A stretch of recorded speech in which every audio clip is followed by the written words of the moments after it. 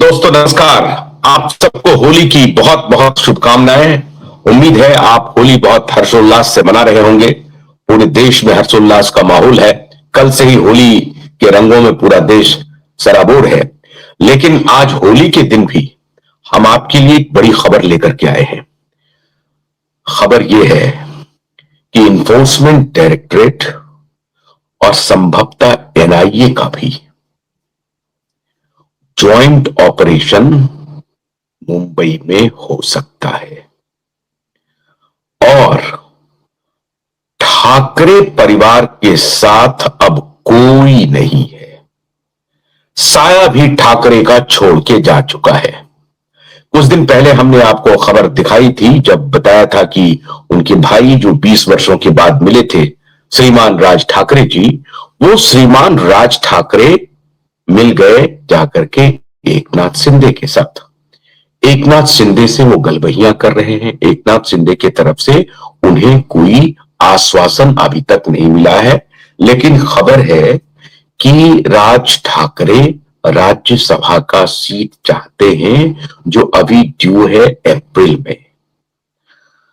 जो साथी ठाकरे का बहुत हद तक साथ दे रही थी, प्रियंका चतुर्वेदी, सुश्री प्रियंका चतुर्वेदी का भी कार्यकाल अप्रैल में ही संभवतः खत्म हो जाएगा। तो कयास ये लगाए जा रहे थे कि प्रियंका चतुर्वेदी भी ठाकरे का साथ छोड़ करके कोई और राह पकड़ेगी। तो क्या प्रियंका चतुर्वेदी समाजवादी पार्टी के साथ जा सकती हैं? क्या प्रियंका चतुर्वेदी भारतीय जनता पार्टी का रुख ले सकती हैं? अभी इस पर पर्दा डला हुआ है। लेकिन मैंने जिस बात की चर्चा आपको पहले की, वो चर्चा है कि ईडी और एनआईए की कार्रवाई मुंबई में जो संभावित है वो क्यों है और क्यों ठाकरे आखिरी सांसें गिर रहा है, राजनीतिक रूप से, राजनीतिक रसूख के तौर पे और कानूनी लड़ाई में भी ठाकरे अब खत्म होने जा रहा है। ये फेस्टिव सीजन अभी चल रहा था, हमारे अकलियत भाई बंधुओं का चल रहा है, रमजान का महीना चल रहा है, इधर ये होली का सीजन था, कोर्ट में अदालतों में छुट्टियां थी।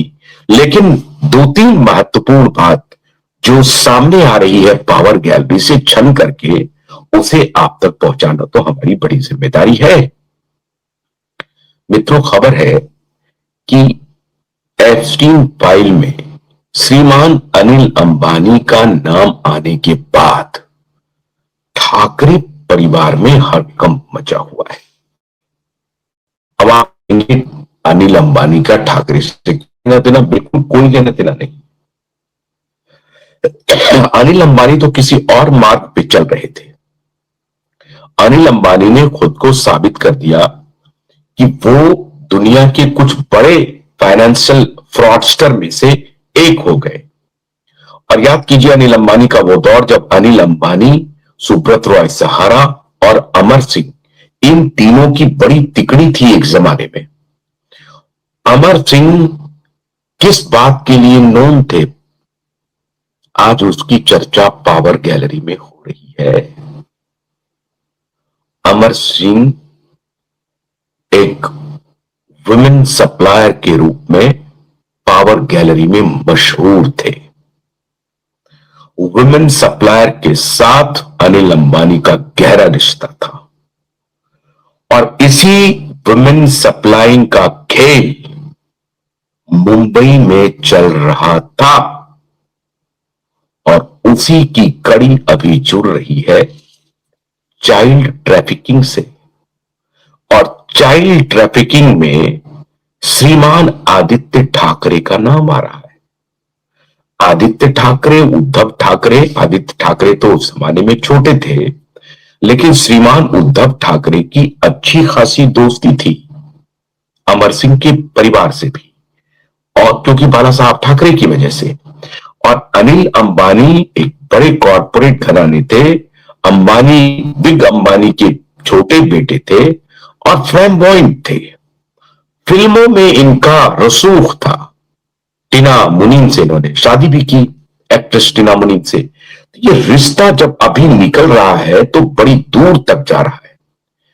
टीना अंबानी से शादी करने के, टीना मुनीम से शादी करने के बाद टीना अंबानी हुए। साहब ये इतने बड़े फिल्म के चाहने वाले बन गए कि इन्होंने कहा कि हम हॉलीवुड की फिल्में प्रोड्यूस करेंगे और उसके लिए अपने को बड़े टाइकून के रूप में हॉलीवुड में पेश करना चाहते थे। एक जमाना था जब ऐश्वर्या राय, अमर सिंह, सूरत सहारा, अनिल अंबानी और मुंबई का बड़ा पावरफुल पॉलिटिकल घराना, और उस घराने में माननीय पवार साहब भी थे, कांग्रेस के बड़े बड़े नेता थे, और एक पॉलिटिकल परिवार जो सबसे रसूखदार परिवार था वो परिवार था बाला साहब ठाकरे का। उसी जमाने से ये रिश्ता चला आ रहा है और अब उसकी कड़ी धीरे धीरे जब ईडी और सीबीआई और एनआईए, माफ कीजिएगा सीबीआई नहीं एनआईए, ईडी और एनआईए जब कड़ियों को जोड़ना शुरू किया है अभी, क्योंकि एनआईए के पास रॉ के इनपुट्स हैं और अभी जो एप्स्टीन फाइल में जो डिस्क्लोज हुआ है अनिल अंबानी का नाम, अनिल अंबानी की मुलाकात एप्स्टीन से हुई है, ये कंफर्म हो चुका है, ये एप्स्टीन फाइल के खुलासे से हो चुका है। मेल पर कॉन्वर्सेशन हो रहा है, ये खुलासा हो गया है। अनिल अंबानी को जेफरी एप्स्टीन कौन दिखता है? जेफरी एप्स्टीन एक पीडोफाइल है, कन्विक्टेड पीडोफाइल है, जो छोटी बच्चियों के साथ बलात्कार जैसे जघन्य अपराध में सजा याफ्ता था, सजा काट चुका था, और फिर उसकी ट्रायल चल रही थी जब 2019 में जेफरी एप्स्टीन की मौत हुई। अब जेफरी एप्स्टीन का जो एप्स्टीन आइलैंड है, उसी आइलैंड के तर्ज पर मुंबई में बहुत सारे आइलैंड हैं, लेकिन वो आइलैंड समुद्र में नहीं है, वो आइलैंड मुंबई के कुछ इलाकों में है। पनवेल में कहा जा रहा है कि भाई वो पनवेल का भी एक फार्म हाउस, बड़ा चर्चित फार्म हाउस है, वहां कहानी चल रही है। इसके बाद श्रीमान आदित्य ठाकरे के अभी कुछ दिन पहले मीडिया में खबर आई कि श्रीमान आदित्य ठाकरे के बांद्रा एक अंडरग्राउंड बार से लगभग 20-25 लड़कियों को गिरफ्तार किया गया, और वो कहा जा रहा है कि वो बार श्रीमान आदित्य ठाकरे का है। अब इसकी सच्चाई क्या है ये अभी तक प्रकाश में आई नहीं है, लेकिन जब वहां पुलिस ने छापेमारी की तो अंडरग्राउंड बार से 20-25 लड़कियां बरामद हुई। ये खेल क्या चल रहा था? तो एप्स्टीन आइलैंड में काम कर रहा था। यहां कितने एप्स्टीन हैं इसकी कार्रवाई अब ईडी और एनआईए कर रही है। ईडी कर रही है, क्यों कर रही है? ईडी पता लगा रही है और नारकोटिक्स डिपार्टमेंट भी कर रही है, माफ कीजिएगा। 3 बड़ी एजेंसी है भारत सरकार की जो इस दिशा में कोऑर्डिनेटेड अटैक कर रही है। नारकोटिक्स डिपार्टमेंट, एनफोर्समेंट डायरेक्टरेट और नेशनल इन्वेस्टिगेटिव एजेंसी एनआईए, ये तीनों विभाग एक साथ इन्वेस्टिगेशन को आगे बढ़ा रही है। उसमें इन लोगों को यह पता चल रहा है कि केवल ड्रग का रैकेट नहीं है, ड्रग के साथ साथ बहुत बड़े पैमाने पर सेक्स रैकेट चलाए जा रहे थे, जिससे कि पावर गैलरी को और खास तौर से ब्यूरोक्रेसी को नियंत्रित किया जा सके। भारत की ब्यूरोक्रेसी पथभ्रष्ट हो चुकी है, यह बताने की जरूरत नहीं है।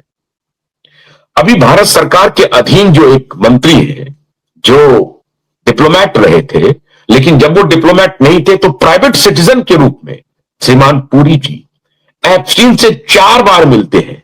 हालांकि पुरी जी कहते हैं कि नहीं मेरा उनसे कोई लेना देना नहीं है, हम तो जेफरी एप्स्टीन से इसलिए मिल रहे थे कि I never thought that he is a pedophile. He may be a pedophile, but I was not knowing the fact. What I was knowing about him is that he is a financial advisor. अब वो financial broker है, रॉथस्किल्ड family से लेकर के